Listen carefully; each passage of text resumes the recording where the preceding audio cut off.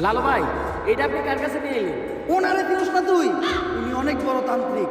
এই দেশে ওনার লক্ষ লক্ষ মুরিদ। উনি নতুন একটা বই লিখছে, বইয়ের নাম শয়তান ধরার গর্জন।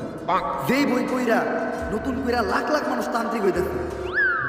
কিন্তু লালু ভাই, আশেপাশে তো কোনো তান্ত্রিক বা মুরিদ দেখতেছি না। আরে ওগুলা তো সব ফেসবুক আর টিকটক। বাবা, সঞ্জনা নামের এক আত্মারে আমার ধরতে হইব বাবা। আপনি আমার সফল হওয়ার একটা উপায় দেন। যদি সফল হতে চাও তাহলে আমার লেখা এই বইটি নাও, শয়তান ধরার গর্জন। এই বইটি নেওয়ার সাথে সাথে তোমার জীবনে থাকবে না কোনো অর্জন। আমি কথা দিয়ে কথা রেখেছি, শয়তান আসেনি তো ফিরে।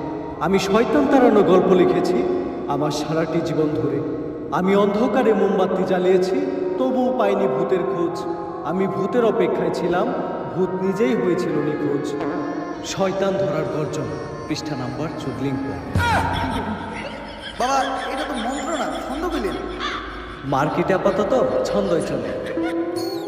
বাবা, ওইটা একটা আমারও লাগবে। দাম কত এটা? মাত্র 1000 টাকা। 1000 টাকা দিয়ে আর কিনু? 1000 টাকা হাতে নিয়ে ভূতের ডাক দিলে ভূত নিজেই চাল চলে যায়। 1000 টাকা দিয়ে বইয়ের দাম। এই বইয়ের বিশেষত্ব কি? এই বইটা আমি আমার নিজ হাতে লিখেছি। দেহি হাতের লেখা এত খারাপ? দেহি বইয়ের প্রথম পৃষ্ঠায় কি লেখা?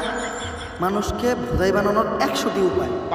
1000 টাকা দিয়ে 120 টাকার এই বইটি নেন আর ঠাস করে ভোদাই হয়ে যান। এখন সফল হইতে গেলে তো এই বইটা লাগবেই। তো এই বইটা আমি নিয়ে গেলাম। বইয়ের টাকাটা ওইটা আমি হোয়াটসঅ্যাপে পাঠাই দিব।